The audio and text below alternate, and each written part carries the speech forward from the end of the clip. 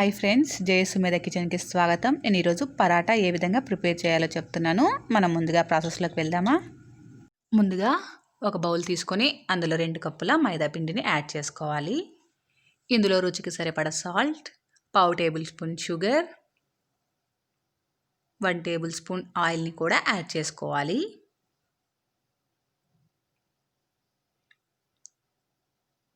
ఆయిల్ని యాడ్ చేసుకున్న తర్వాత 1/2 కప్పు మిల్క్ని కూడా ఇందులో యాడ్ చేసుకొని అన్నీ బాగా కలిసే విధంగా మిక్స్ చేసుకోవాలి. ఇలా ఈ విధంగా మిక్స్ చేసుకోవాలి. ఇలా ఈ విధంగా బాగా మిక్స్ చేసుకున్న తర్వాత కొంచెం కొంచెం వాటర్ యాడ్ చేసుకుంటూ చపాతీ ముద్దలాగా కలుపుకోవాలి.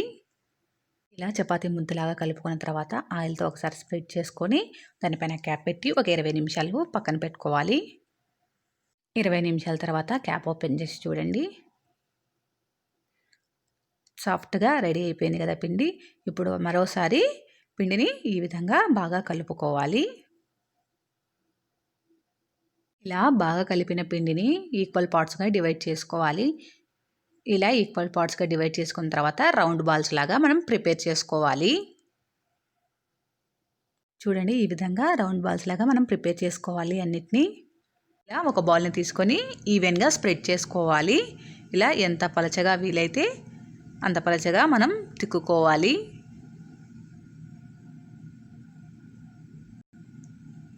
చూడండి, మీకు ఎంత వీలైతే అంత పలచగా ఈ విధంగా స్ప్రెడ్ చేసుకోండి. ఇలా స్ప్రెడ్ చేసుకున్న తర్వాత ఆయిల్ని కానీ, గీని కానీ, బటర్ని కానీ ఏదైనా అప్లై చేసుకోవచ్చండి. అలా అప్లై చేసుకున్న తర్వాత పొడి పిండిని చల్లుకొని ఈ విధంగా స్ప్రెడ్ చేసుకోవాలి.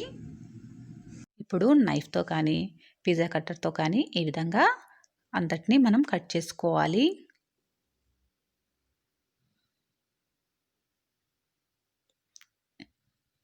ఇలా అంతా కట్ చేసుకున్న తర్వాత అలా నేను చూపించిన విధంగా నైఫ్తో కానీ, ఇలా ఫింగర్స్తో కానీ అనుకుంటూ మనం రోల్ చేసుకోవాలి.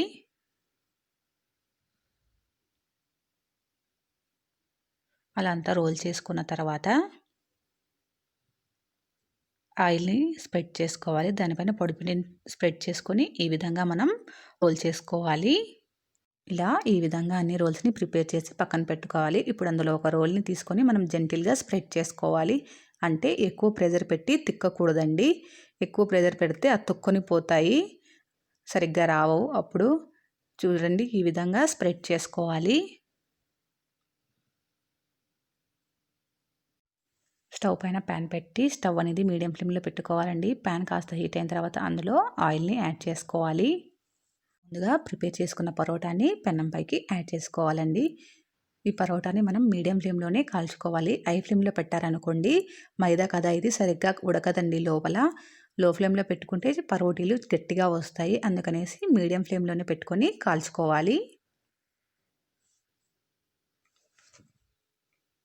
పరోటీని అటు ఇటు తిప్పుకుంటూ ఈవెన్గా రోస్ట్ చేసుకోవాలి. 2 సైడ్స్ బాగా కాలిన తర్వాత మనం ఒక ప్లేట్లోకి ట్రాన్స్ఫర్ చేసుకోవాలి, పక్కన పెట్టుకోవాలి. ఇప్పుడు అన్ని పరోటీలను కాల్చుకొని ఇలా ప్లేట్లోకి ట్రాన్స్ఫర్ చేసుకోవాలి.